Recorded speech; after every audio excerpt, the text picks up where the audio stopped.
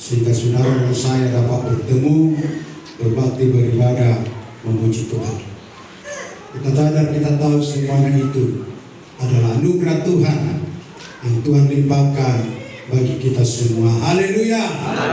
Firman Tuhan yang menjadi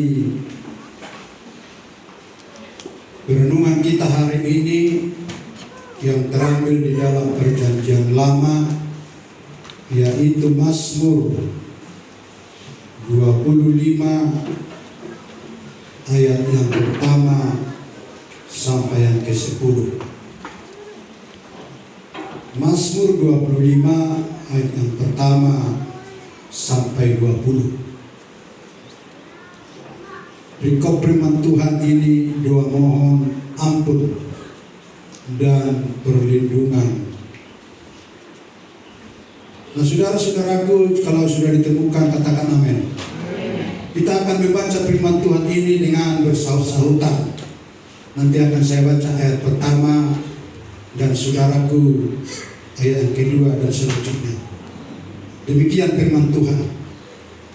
Kepadamu ya Tuhan, kuangkat jiwaku. Allahku, kepadamu aku percaya. Janganlah kiranya aku mendapat malu. Janganlah musuh-musuhku beria-ria atas aku. Ia semua orang menantikan engkau takkan mendapat malu. Yang mendapat malu ialah mereka yang berbuat khianat dengan tidak ada alasannya.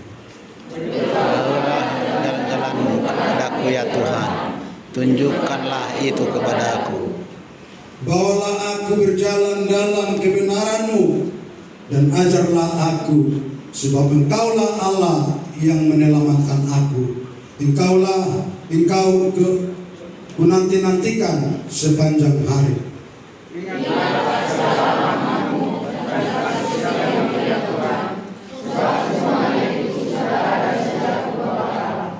Dosa-dosaku pada waktu muda dan pelanggaran-pelanggaranku janganlah kau ingat, tetapi ingatlah kepadaku sesuai dengan kasih setiamu, oleh karena kebaikan-Mu ya Tuhan.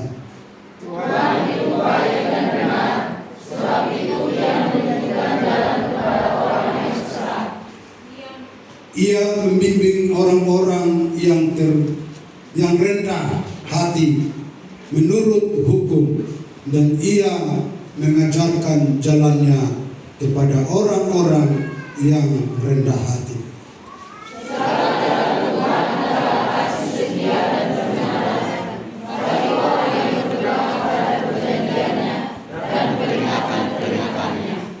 Puji Tuhan. Nah, saudara yang dikasih Tuhan, yang menjadi tema kita berjalan dalam kebenaran Tuhan. Berjalan dalam kebenaran Tuhan. Nah, saudaraku yang dikasih Tuhan, Raja Daud berdoa kepada Tuhan, memohon ampun dari perlindungannya. Memohon ampun dalam perlindungannya. Seperti pujian kami tadi, kaum Bapa datang kepada Tuhan berdoa. Dan hari-hari atau minggu yang lalu, bulan yang lalu, kita sudah mendengarkan untuk kita dekat kepada Tuhan. Yang pertama caranya berdoa. Dan ini yang dilakukan oleh pemazmur atau Raja Daud, agar dia tetap dekat kepada Tuhan hanya melalui doa. Nah, untuk itu saudara yang dikasih Tuhan, kita sebagai umat tebusan darah Yesus, maka ini pun Mazmur Daud ini juga sebagai doa kita yang tidak pernah putus-putus, yang tidak pernah habis-habis, yang selalu kita panjatkan dan mazmurkan kepada Tuhan saudara. Maka berjalan dalam kebenaran Tuhan sama dengan berjalan sesuai dengan firman Tuhan. Kita berjalan dengan kebenaran Tuhan, maka kita saudaraku sesuai dengan firman Tuhan. karena firman Tuhan adalah kebenaran Tuhan. Jadi berjalan dalam kebenaran Tuhan sama juga kita hidup sesuai dengan firman Tuhan. Saya akan hidup sesuai dengan firman Tuhan, saudara hidup sesuai dengan firman Tuhan, kita semua hidup sesuai dengan firman Tuhan, maka kita akan dapat berjalan dalam kebenaran Tuhan. Tidak akan mungkin, saudaraku, ketika saya tidak sesuai dengan firman Tuhan lalu berjalan di dalam kebenaran Tuhan, tidak akan mungkin. Maka oleh karena itu, saudara yang dikasihi oleh Tuhan, hari ini firman Tuhan ini mengajari kita umat-umat Tuhan untuk kita berjalan dalam kebenaran Tuhan. Ada 3 hal yang Tuhan tuntut bagi saudara dan bagi saya dalam kebenaran firman Tuhan yang sudah kita baca pada hari ini, saudara yang dikasihi Tuhan. Yang percaya, yang pertama saudaraku, yang Tuhan tuntut supaya kita bisa berjalan dalam kebenaran Tuhan, saudara yang dikasihi Tuhan, adalah percaya kepada Tuhan. Itu yang pertama. Harus percaya kepada Yesus. Ayat 2 dikatakan, Allahku, kepadamu aku percaya. Janganlah kiranya aku mendapat malu. Janganlah musuh-musuhku beria-ria atas aku. Percaya kepada Yesus artinya, saudaraku, kita mempercayakan seantero hidup kita, dari ujung kaki sampai ujung rambut kita. Bahkan kita mempercayakan seluruh keluarga kita. Bahkan kita mempercayakan bahwa Tuhan akan mampu memberkati setiap kehidupan kita. Puji Tuhan. Artinya tidak kekuatan kita, tidak kemampuan kita, tapi kita sadar aku ada sebagaimana ada hari ini, tidak lain tidak bukan oleh karena Tuhan Maha Pengasih, Maha Penyayang, Maha Pemurah. Sekalipun saya tidak setia kepada Tuhan seperti pujian kita tadi, saudaraku, tetapi Tuhan selalu setia bagi setiap hidup kita. Dan ini kita sadari lalu kita percayakan hidup kita. Dan ketika kita percayakan hidup kita, artinya bahwa Tuhanlah yang mengatur setiap langkah-langkah perjalanan kita. Baik kita ada dalam susah, baik ada dalam persoalan, baik ada dalam masalah, baik ada dalam pergumulan. Ketika kita percayakan kepada Tuhan, maka kita, saudaraku, percayalah bahwa Tuhan itu akan menjamin dan menyelesaikan setiap persoalan dan masalah kita ketika kita sudah percayakan ke dalam tangan Tuhan. Puji Tuhan. Ini yang pertama yang mau kita pegang, saudara-saudaraku yang dikasihi Tuhan. Kita harus percaya kepada Tuhan. Tidak mungkin kita berjalan dalam kebenaran Tuhan jikalau kita tidak percaya dan hidup kita kepada Tuhan. Tidak akan mungkin. Tapi ketika kita percayakan kepada Dia, maka itulah yang memungkinkan saudara dan saya berjalan di dalam kebenaran firman Tuhan. Sebab ketika kita percayakan, maka Dia akan membimbing kita, maka Dia akan menuntun kita, maka Dia akan mengarahkan kita, maka Dia akan memberikan kekuatan dan lain sebagainya di dalam setiap kehidupan kita, saudara-saudaraku yang dikasihi Tuhan. Maka ketika kita percayakan hidup kita kepada Tuhan dan kita percaya kepada Tuhan, saudaraku, dan kita percaya pertolongan Tuhan itu tidak akan pernah terlambat. Tapi pertolongan Tuhan itu tepat pada masanya, tepat pada waktunya. Tidak terlalu cepat, tidak terlalu terlambat, saudara-saudaraku. Ketika kita percayakan di dalam tangan Tuhan, saudaraku, maka di sana akan kita temui mujizat daripada Tuhan. Maka di sana kita temui, yaitu saudara, campur tangan daripada Tuhan. Maka di sana akan kita temui, saudaraku yang dikasihi oleh Tuhan, adalah perlindungan oleh Tuhan. Sebab Raja Daud berkata, Engkaulah perlindunganku, kota bentengku. Dan sungguh-sungguh Raja Daud itu, saudara, percaya. Tidak hanya kata-kata saja, tidak hanya slogan saja, saudara-saudaraku. Maka Raja Daud, saudara-saudaraku, tidak pernah gentar dan tidak pernah takut. Sekalipun beribu-ribu musuh dia di depan untuk menghalau atau menghadang dia, tapi Raja Daud tidak gentar. sebab dia memiliki, yaitu Tuhan yang berkuasa. Ketika dia melawan Goliat, Tuhan Raja Daud, saudara, percayakan dirinya kepada Tuhan. Engkau membawa lembing dan pedang kepadaku, tapi aku membawa Tuhan berlawan engkau. Maka hari ini engkau akan dipermalukan. Kita lihat, saudara, firman Tuhan mencatat, karena Raja Daud mempercayakan dirinya kepada Tuhan, maka dia memperoleh kemenangan demi kemenangan, mujizat-mujizat yang luar biasa yang Tuhan berikan bagi saudara Raja Daud, demikian juga bagi saudara dan bagi saya. Haleluya. Itu yang mau kita perlukan, yang mau kita nyatakan kepada Tuhan di air-air sama. Sebab kita tahu air sama bukan semakin enak, bukan semakin indah, tetapi semakin berat. Kalau tadi malam khotbah dalam ulang tahun pemuda-pemudi sebelum, saudara-saudara, tantangan demi tantangan akan berat. Manusia akan diperhadapkan dengan AI yang bisa menyerupai seseorang itu atau bisa menyerupai kata-kata orang itu. Maka itu, saudara yang kita kasih, ada sangat banyak penipuan. AI, melalui AI orang berkata dan menelepon seseorang, suaranya persis. Misalnya kalau saya ditelepon, atau anak-anak saya, keluarga saya, suami saudara sedang atau celaka. Dengarkan ini suaranya, ini fotonya, bisa dibuat saudara-saudara. Ini menjadi tantangan saudara-saudara. Lalu ketika dia ini teleponnya dihubungkanlah misalnya sama istri, maka istri akan mendengarkan persis seperti suara saya yang serak-serak seperti hari ini, bahkan persis seperti wajah saya seperti hari ini. Ini kecanggihan AI di akhir zaman.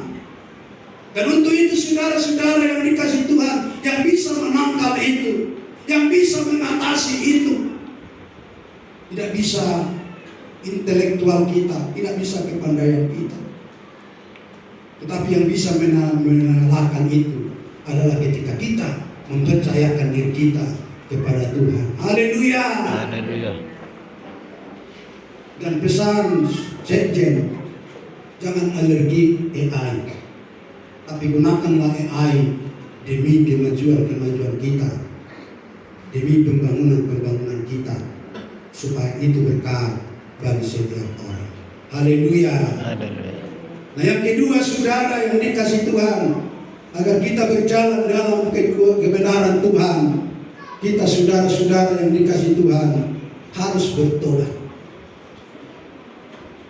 Harus bertobat kepada Tuhan, harus bertobat kepada Allah. Firman Tuhan katakan dalam ayat yang ke-7, dosa-dosaku pada waktu muda dan pelanggaran-pelanggaranku janganlah kau ingat, tetapi ingatlah kepadaku sesuai dengan kasih setiamu oleh karena kebaikanmu, ya Tuhan. Artinya kita sadar dosa-dosa kita, baik itu dari mulai muda sampai kita dewasa, sampai kita tua,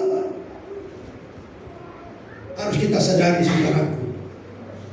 Artinya kita mau tinggalkan itu, kita mau jauhkan itu, kita mau datang minta ampun kepada Tuhan, berserah kepada Tuhan. Seperti pemazmur ini, ada banyak dosa-dosa dia mungkin,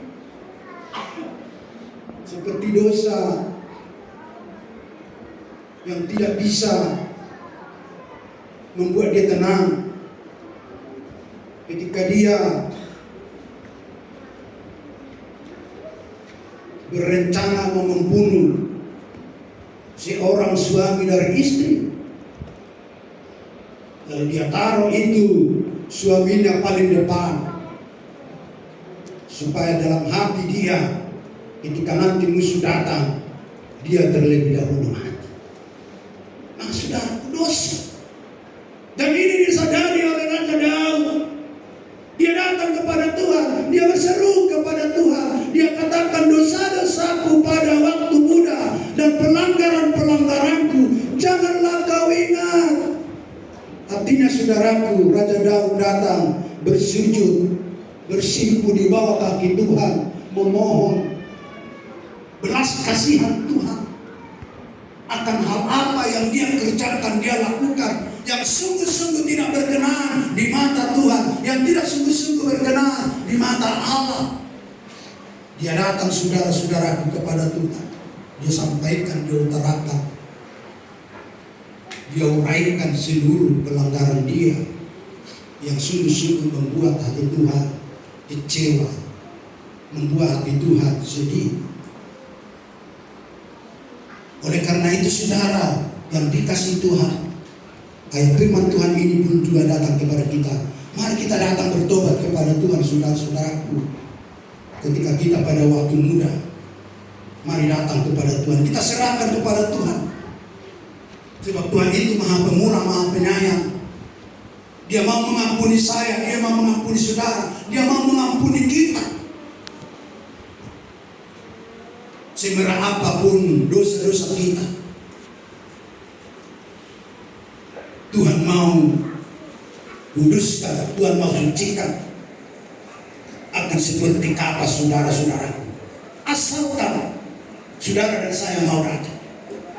Tetapi ketika kita tidak mau datang kepada Tuhan, percayalah dosa kita akan pekat seperti kesumpah saudara-saudaraku. Tapi ketika kita datang kepada Tuhan, apa lewat doa, lewat ibadah seperti khotbah kita pada minggu yang lalu, lewat persekutuan, percayalah Tuhan akan melihat melalui proses-proses yang Tuhan kerjakan dalam setiap kehidupan kita, saudara-saudaraku yang dikasih Tuhan. Sebab proses itu saudaraku tidak ada yang instan. Proses itu setapak demi setapak. Dia Tuhan proses saudara dan saya ketika kita mau datang kepada Tuhan. Bukan artinya tidak bisa instan Tuhan buat saudara-saudara, bisa. Tapi Tuhan tahu kekuatan saudara, Tuhan tahu kekuatan saya, Tuhan tahu kemampuan saudara, Tuhan tahu kemampuan saya. Ketika Tuhan berikan itu instan kepada kita, maka kita akan tidak mampu untuk menerimanya saudara-saudara. Ibarat saudaraku, kalau ada setrum langsung dikasih besar aturan 100 sekian volt, lalu dikasih 1000 volt, maka akan meledak. Mungkin itu yang membuat kadang-kadang masyarakat kita ada yang rusak.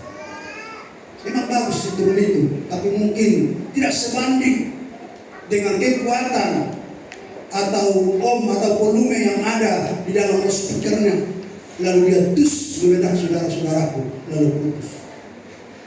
Demikian juga digambarkan saudaraku, ketika Tuhan berikan instan pertobatan kepada kita, maka kita mungkin tidak akan mampu.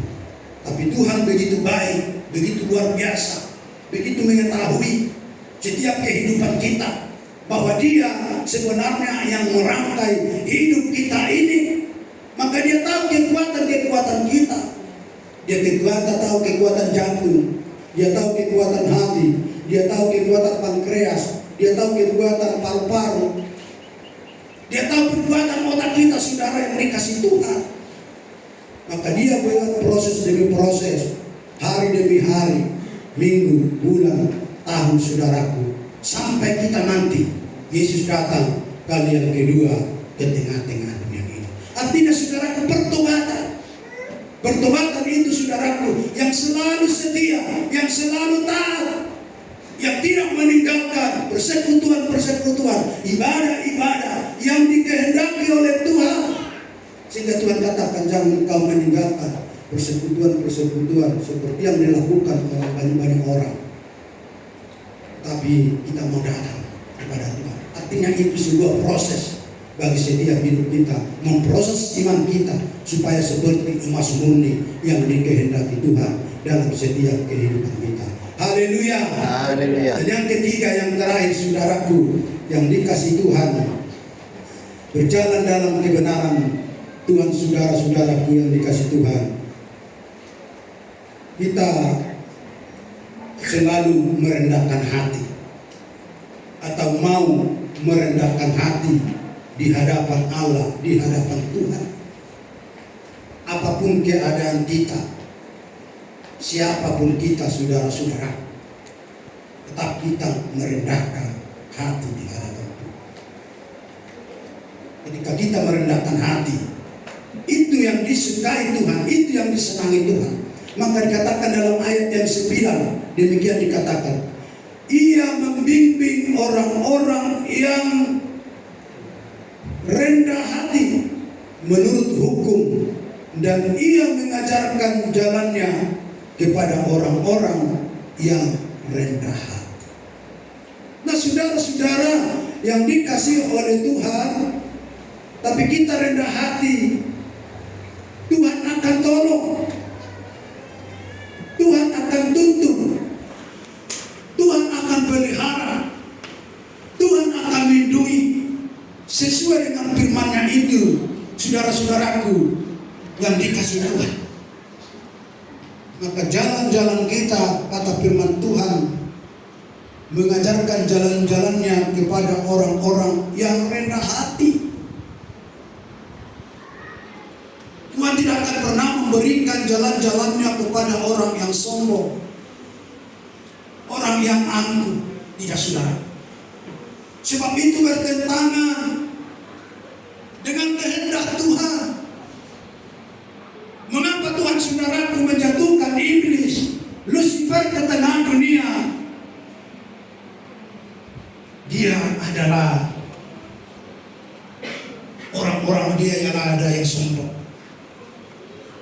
Sehingga Tuhan tidak melakukan saudara-saudaraku, tidak mengajarkan, yaitu jalan-jalannya kepada Lucifer dan pengikut-pengikutnya, saudara yang dikasihi. Nah, saudara-saudara yang dikasihi Tuhan, orang yang rendah hati, Tuhan akan tolong. Orang yang rendah hati itu selalu menganggap orang lain lebih penting, lebih utama dari dirinya. Sekalipun mungkin dirinya hebat. Maka ketika saudara pernah melihat atau menonton film Cina, ada saya tonton film Cina. Ada kalian pernah menonton film Cina? Dia adalah yang terkaya di daerah Cina sana, tapi dia menamar jadi penjual mie hitam atau mie goreng atau mie siram. Cewek-cewek, anak-anak tahu mie siram, pernah makan? Kalau bapak suka mie siram, haleluya. Jangan tak suka mie siram, enak itu. Nah, di Cina ini menyamar dia, merendah dia, tapi pada hakikatnya dia itu adalah orang-orang besar, orang-orang dihormati, orang-orang disegani. Begitu Tuhan katakan dalam ayat firman Tuhan ini, saudara-saudara yang dikasihi Tuhan, bahwa orang rendah hati itu selalu menganggap orang lain lebih penting, lebih utama dari dirinya. Jadi ketika kita menganggap orang lain lebih rendah, saudaraku, lebih utama dari kita, lebih penting, tidak akan menghilangkan rasa hormat kita. Artinya, saudaraku, ketika orang lain mengejek kita, ketika orang lain merendahkan kita secara duniawi, tidak akan hilang harga diri saudara, tidak akan hilang harga diri kita. Sebab hidup kita, harga diri kita ada dipegang Tuhan, ada dijaga oleh Tuhan, ada dilindungi Tuhan, ada dimeteraikan oleh Tuhan, saudara. Maka oleh karena itu, saudaraku, sekalipun kita diejek, sekalipun kita direndahkan, Jangan mau terbawa emosi saudara, tapi belajarlah merendahkan diri. Sebab kita tahu Tuhan dapat melihat dari sorga. Mungkin dunia tidak melihat, atau orang lain tidak melihat, dunia tidak tahu, orang lain tidak tahu, tapi percayalah bagi Tuhan tidak ada yang tersembunyi. Haleluya. Dia melihat. Ketika saudara dilecehkan orang lain, Tuhan tahu. Ketika saudara direndahkan orang lain, Tuhan tahu. Ketika saudara dibenci orang lain, Tuhan tahu. Sehingga Tuhan katakan, janganlah membalas orang lain. Sebab pembalasan itu, penghakiman itu adalah milik Allah bagi setiap hidup kita. Ketika itu terjadi bagi kita, bagaimana saya Pak Pendeta, begitu pahit kurasa, begitu sedih, direndahkan kami sekeluarga, biarkan aja. Nanti capek sendiri orang itu. Nanti mereka itu akan ditegur Tuhan, akan diingatkan Tuhan.